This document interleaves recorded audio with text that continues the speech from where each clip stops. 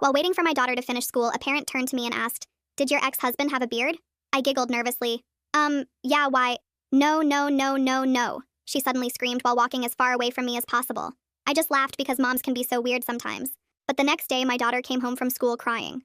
Mommy Leah said her mom said she can't talk to me anymore. Leah was her best friend.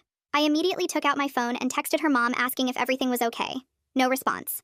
I texted Amelie's mom, one of the other girls in her trio. Still nothing. I had just managed to calm my baby girl down when the pizza arrived. Usually our delivery guy is the Yapatron 5000, but tonight he just set the box on my doorstep and practically ran away. "George, you forgot your tip," I yelled, waving a 20. He just kept going. The next few days were insane. At my daughter's soccer practice, Helen saw me walking towards her and held her phone to her ear. No one had even called her. "Helen? What's going on?" She mouthed sorry and walked faster. We used to complain about our husbands together. Parents were whispering and showing each other something on their phones. When I walked by, they'd quickly put them away. By Thursday, my daughter was refusing to go to school. They moved my desk away from everyone else. The teacher said it was for space reasons, but there's like 10 feet between me and Leah now. I tried to bring her to the hairdresser to cheer her up, but when the woman saw me coming, she closed early. No apology, just flipped the sign and pulled the blinds. My phone buzzed. It was my landlord. Heard what happened. So sorry. Rent can wait this month. This was the same man who charged me a $50 inconvenience fee when I paid rent at 12:01 a.m. instead of midnight. Then the birthday party. Amelie's sleepover. My daughter found out that everyone was invited except her. She was having such a bad panic attack that I had to call a hospital. "Mom, what did I do?" Amelie's my best friend. Enough was enough. I called the school office. "Something is happening to my daughter. She's being systematically excluded and I need answers right now."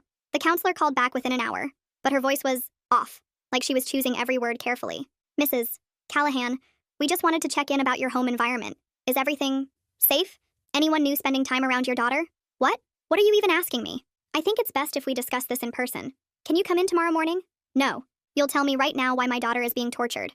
Long pause. "The principal will explain everything tomorrow." Beep. She hung up. Then at 11 p.m., an email from my gym. Membership terminated. Effective immediately. I'd been going there for 5 years. The owner knew me by name. I was trying to figure out what to do when my daughter crawled into my bed at 2 a.m. sobbing. "Mommy, am I ugly?" It took everything in me not to burst into tears. The lunch lady wouldn't look at me today. She just pointed at my tray. I finally caved. On Saturday morning, I found myself walking towards the principal's office while being escorted by a security guard. Other parents there for Saturday sports pulled their kids against the walls as we passed. One mom literally shielded her son with her body, like we were dangerous. In his office, the principal locked the door behind us. The click was so loud in the silence. He walked to the windows and twisted the blinds shut. My daughter grabbed my hand tighter. "Please, sit down. I'll stand. What is this about?" He sat at his desk, fingers hovering over his keyboard, then pulled them back. "Mr. Griffin, you're scaring me." "Mrs. Callahan." He was looking at his screen, not at me. "When did you last speak to your ex-husband?" "Christmas. Why? And you haven't? Been in contact since then? No communication at all?" "No.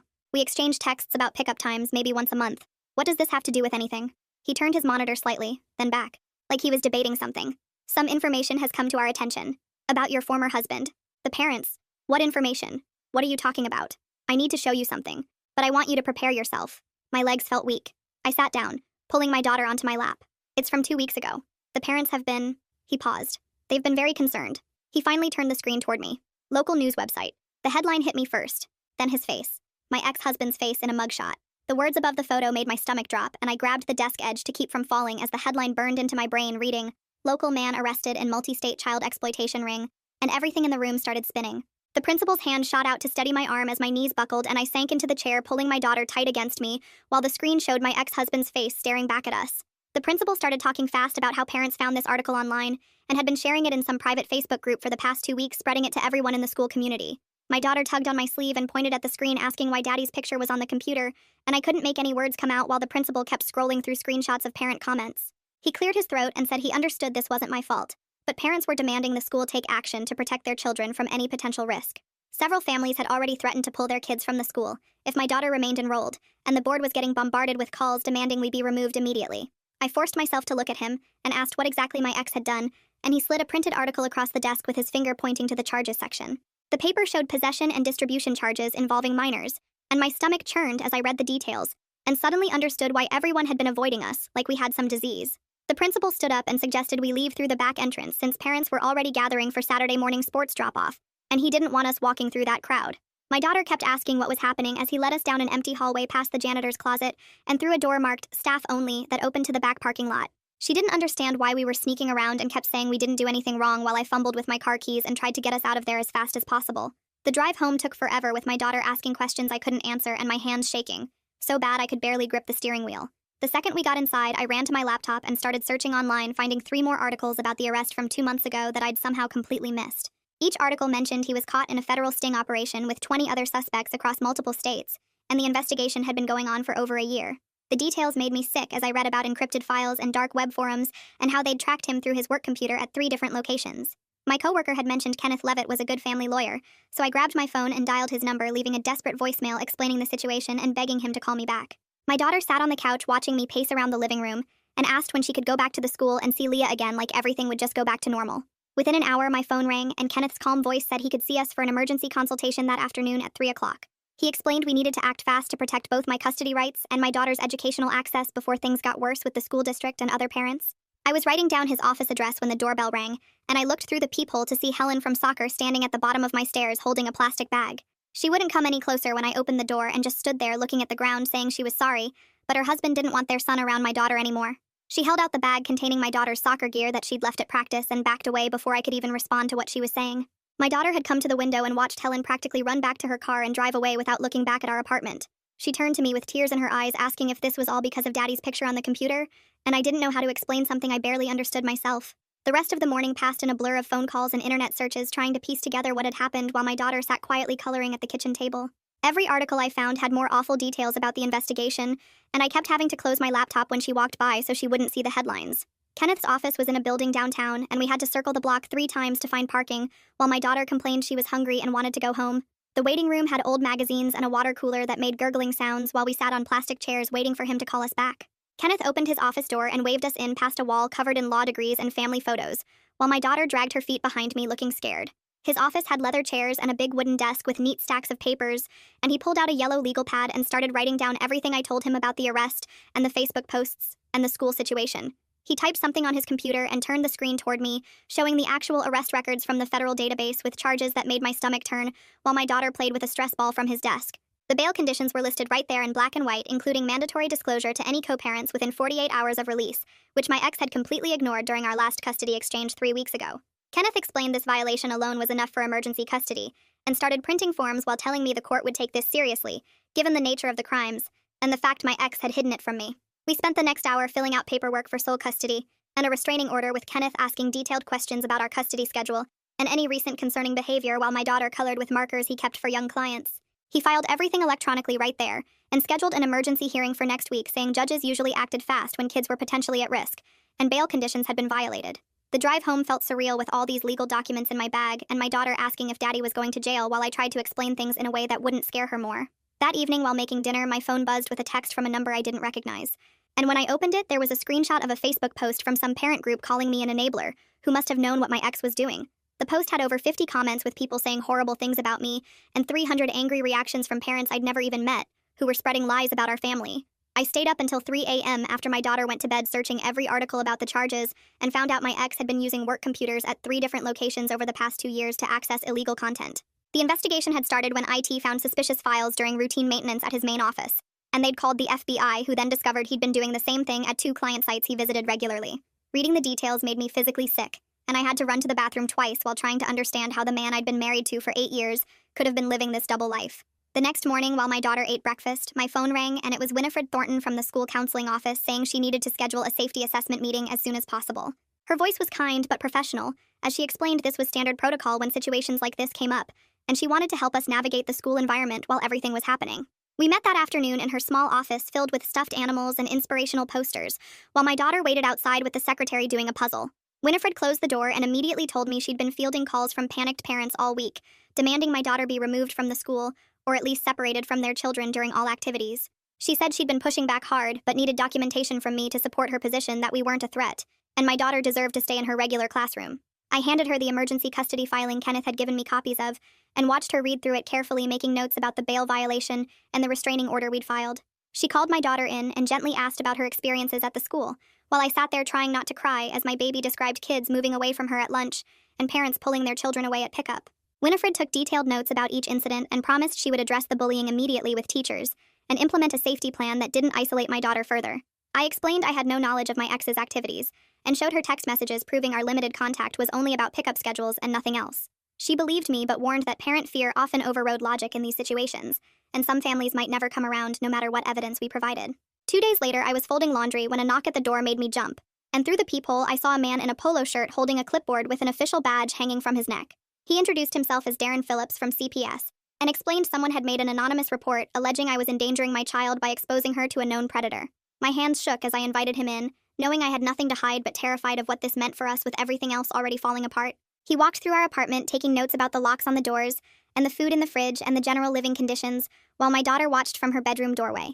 He asked to speak with her privately, and I had to sit in the kitchen listening to her small voice from the living room, explaining that Mommy didn't do anything bad, but everyone at the school hated us now, and she didn't understand why. Darren asked her about our daily routine and who came to visit and if she felt safe at home while I gripped my coffee mug, so hard I thought it might break. After 40 minutes, he came back to the kitchen and said he could see this was a case of community hysteria, but he still had to complete the full investigation, which would take several weeks with multiple visits. Darren closed his notebook and looked at me with something that might have been sympathy. The report claimed you knew about the charges against your ex and were still letting him have contact with your daughter. My stomach dropped. That's not true. I had no idea about any of this until today. He nodded and made another note. I can see that, but I still have to keep the case open until after your custody hearing. He stood up and handed me his card. Call if you need anything. After he left, I called Kenneth immediately, and he told me to come to his office right away. I drove there with my daughter playing games on my phone in the back seat. Kenneth was waiting with a stack of papers when we arrived. I pulled the court records and your ex was released on bail 3 weeks ago. He showed me the conditions, which included no contact with any minors. He never told you during your last text exchange about pickup times? I shook my head, feeling sick. This is crucial evidence for us. He made copies of everything, including our text messages from the past month. That night, my daughter woke up screaming at 3 a.m. She was sobbing so hard she could barely breathe. Everyone at the school disappeared when I walked by in my dream. I held her tight while she shook. What did I do to make everyone hate me, Mommy? I didn't have an answer that would help. The next morning, Kenneth called early. I'm filing a formal notice with the school district about the harassment your daughter is facing. He listed every incident we'd documented. They have to intervene to protect her educational rights. 2 hours later, the principal called saying the district wanted an emergency meeting. I dropped my daughter at the counselor's office and walked into a conference room full of suits. 3 administrators sat across from me looking nervous. The woman in the middle started talking about liability and safety protocols. We think it's best if your daughter has supervised transitions between classes and eats lunch in the counselor's office. I stood up so fast my chair fell over. You want to punish her more by isolating her from everyone? They looked at each other nervously. It's for her protection. I slammed my hand on the table. She stays in regular classes with support, or I'm calling my lawyer right now. The principal cleared his throat. We can do modified arrangements with Winifred checking in throughout the day.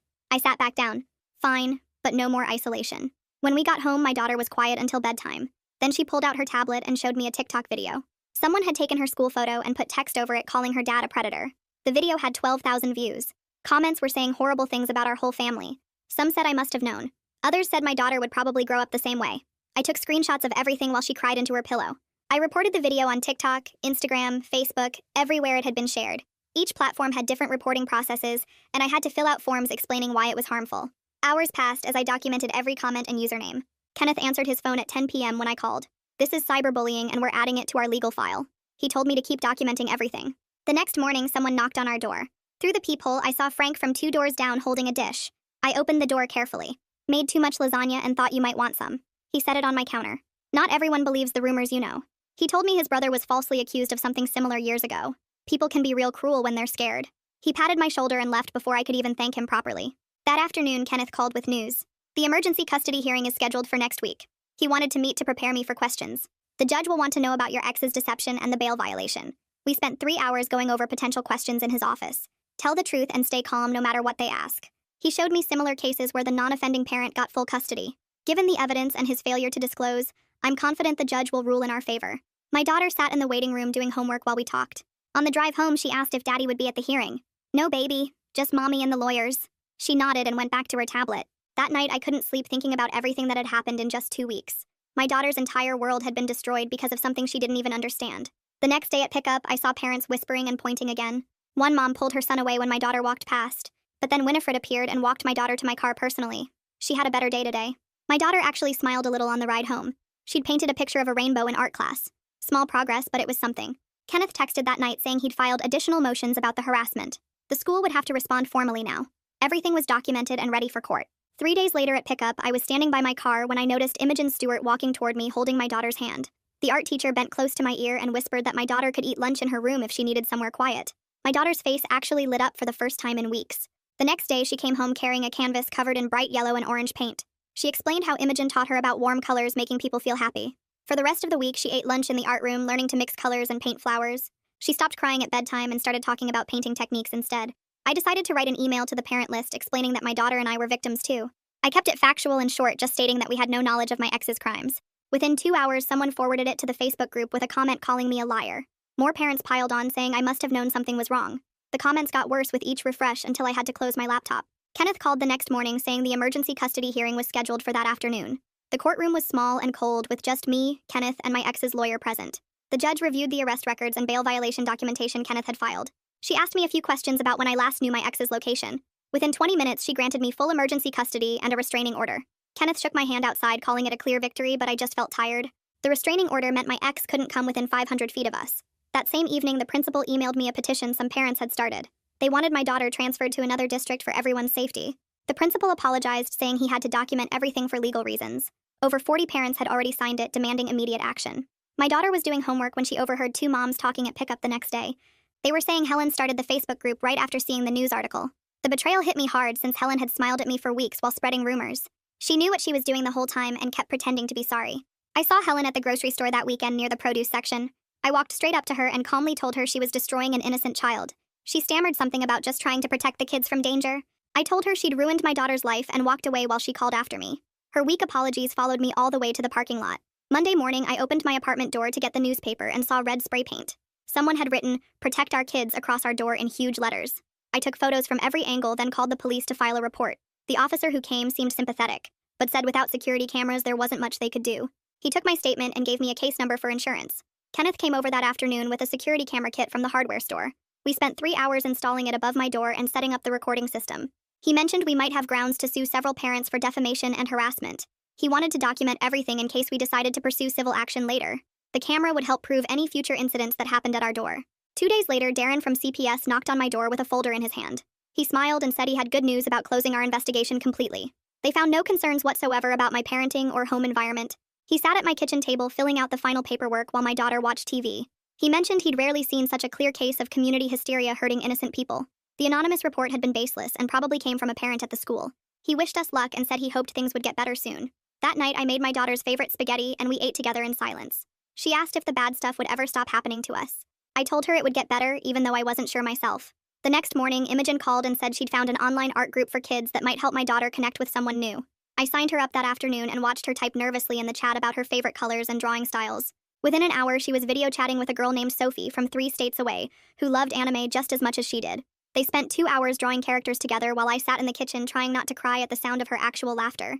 Sophie didn't know anything about our situation, and treated my daughter like a normal kid, which was exactly what she needed. The school district sent out a mass email that evening about their zero-tolerance policy for bullying, and reminded parents about the dangers of spreading unverified information on social media. My inbox immediately filled with reply-all messages from parents defending their actions and saying the school should focus on protecting children from real threats instead of lecturing them. Helen's response was the longest, and mentioned how parents have a right to know about potential dangers in their community. I deleted them all without responding, and focused on helping my daughter with her math homework. Kenneth called the next day to schedule a meeting about preparing for my ex's criminal trial, in case I had to testify. We met at his office where he walked me through potential questions the prosecutor might ask about our marriage and custody arrangements. He had me practice staying calm while describing difficult details about discovering the charges and how it affected our daughter. My hands shook the whole time, but Kenneth said that was normal, and judges expect witnesses to be nervous. He gave me breathing exercises to use if I felt overwhelmed on the stand. 3 days later, the family court judge signed the final custody order giving me sole legal and physical custody, with my ex losing all parental rights. The paperwork said his rights were terminated pending the outcome of his criminal case, but Kenneth explained that meant permanently in practice. My daughter was in the living room when I got home, and I told her daddy wouldn't be visiting anymore, which she seemed to understand even if she didn't know all the reasons. She just nodded and went back to drawing with Sophie on her tablet. Monday morning brought a small surprise when my daughter came home saying her desk had been moved closer to the other kids again. The teacher said it was part of a new seating arrangement, but my daughter knew it meant things were getting slightly better. She could actually hear what the other kids were saying during group work now, instead of being isolated in the corner. At recess on Wednesday, something amazing happened that my daughter couldn't stop talking about. Leia had waved at her when no adults were watching near the swings. It was quick, and Leah looked around first to make sure no parents saw, but she definitely waved and even smiled a little.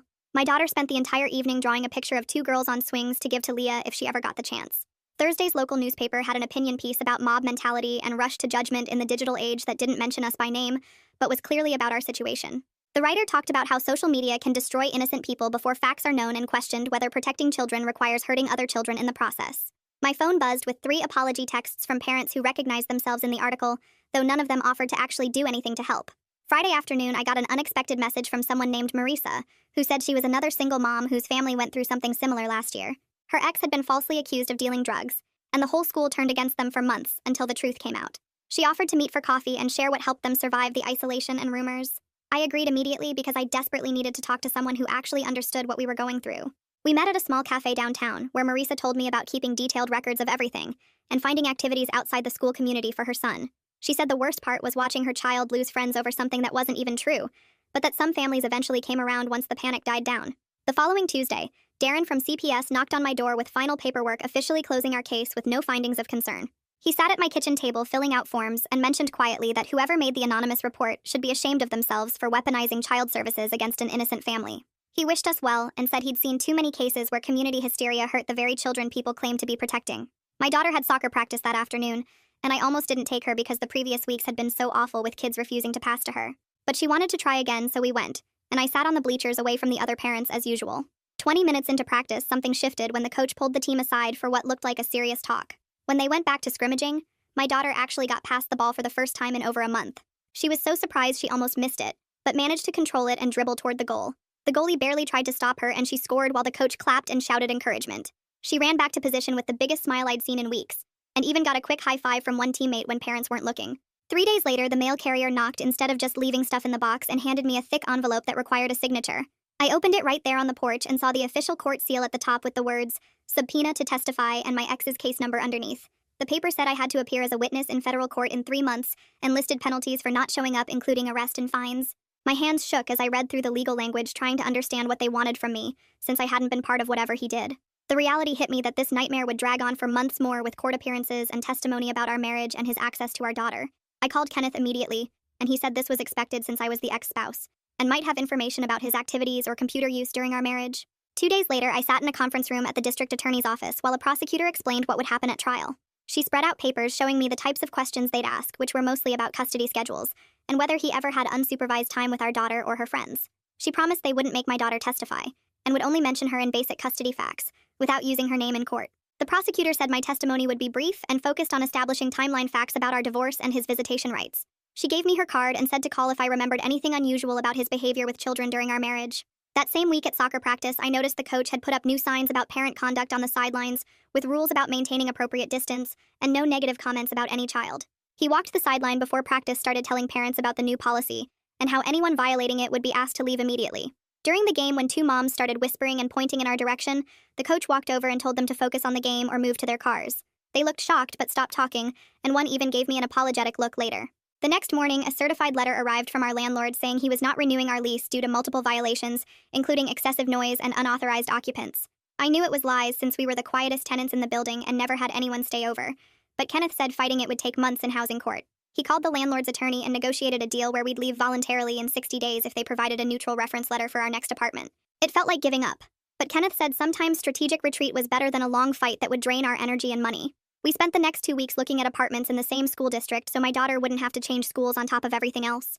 Most landlords did background checks that showed the media coverage and suddenly had no vacancies, but Kenneth found one through a client who owned several buildings. The new place was smaller and more expensive, but the landlord agreed to rent to us after Kenneth personally vouched for us and explained the situation.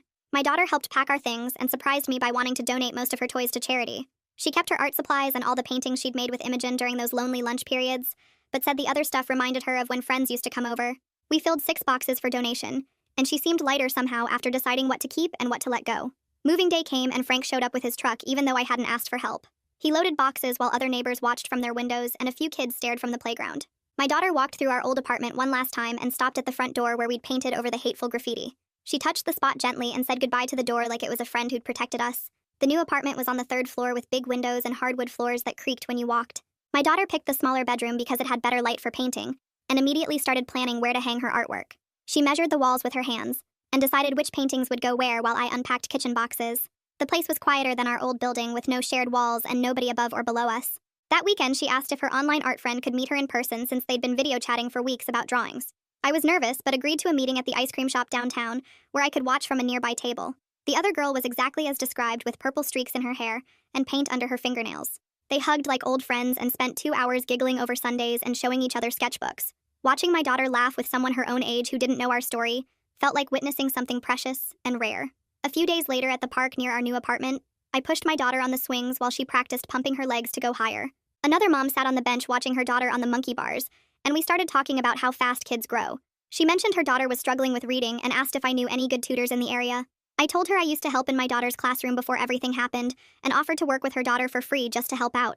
She smiled and handed me her phone to put in my number without asking my last name or Googling me first. 3 days later, my phone rang while I was sorting through boxes in our new place, and Kenneth's name showed on the screen. He told me my ex had taken a plea deal that morning for 5 years in federal prison with no chance of early release. My hand shook as I set down the box of kitchen stuff I'd been unpacking. Kenneth explained the deal meant no trial and no testimony from me, which was good news, but also meant my daughter would never get answers about why her dad did what he did. I hung up and stood there in our half-unpacked living room, feeling both relief that he couldn't hurt anyone else, and sadness for the father my daughter had lost forever. That night, I went through my phone and deleted Facebook completely, along with all the news alert apps that had been sending me updates about the case for weeks. The constant notifications about new developments and parent comments had been keeping us stuck in crisis mode when we needed to move forward.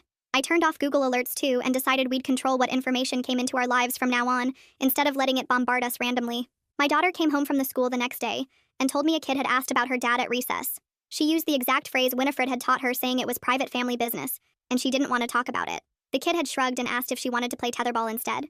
She practiced those phrases in the mirror sometimes, and each time she used them at the school, it got easier to protect herself while still being open to making friends. 2 weeks before school ended, I sat in the principal's office for our end-of-year meeting, and he admitted he could have handled everything better from the start. He pushed a folder across his desk with information about resources for next year, including a peer mentor program, where an older student would help my daughter navigate social situations. He also mentioned they were changing their policies about how they handled parent concerns after what happened to us. I nodded and took the folder, but didn't say much because what was done was done. On the last day of school, my daughter burst through our apartment door holding her yearbook and showing me 3 signatures she'd gotten. One was from Imogen with a note about art camp, another from a girl in her math class, and the third one made her smile biggest because it was from Leah, who had written, "Have a good summer," with a little heart.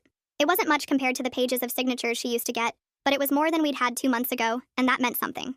That weekend, I went through our photos and separated them into 2 groups. The good memories went into a photo album I kept on the bookshelf where my daughter could look through them whenever she wanted. The painful ones, including articles about the arrest and screenshots of the cruel messages, went into a box I stored in my closet for when she was older and had questions. For now, we'd focus on moving forward, not looking back at what we'd lost. I signed her up for summer activities, including therapy twice a week, with a counselor who specialized in helping kids process trauma. Imogen had recommended an art camp that ran mornings at the community center, and my daughter was excited about spending 2 weeks painting and drawing with other kids who loved art. I also found a soccer league at the rec center across town, where nobody knew our story, and she could just be a regular kid playing a sport she loved. Small steps toward normal, but they were steps in the right direction. On our first Friday in June, we ordered pizza and ate it on our new balcony while the sun went down over the buildings. My daughter had set up her easel in the corner and was adding finishing touches to a painting she'd been working on all week. She turned it around to show me, and I saw a girl standing tall in the middle of a storm with rain and wind all around her, but she wasn't bending or breaking. The girl's face was calm and her feet were planted firm on the ground while everything swirled around her. My daughter explained she'd painted it during art therapy, and it showed how she felt now compared to 2 months ago, when everything first happened. We sat there eating our pizza and watching the sky turn orange and pink, while she told me about the new techniques Imogen had taught her for showing movement in paintings. Tonight, there was no crying about lost friends or asking why people hated us. No fear about tomorrow or what people might say. Just us on our little balcony with pizza and paint, and the quiet understanding that we were rebuilding our life one moment at a time. Wow. Thanks for hanging out with me through all these questions and wonderings today. I had a lot of fun just sharing this time with you all and seeing where it went. If you made it to the end, drop a comment. I love reading all your comments.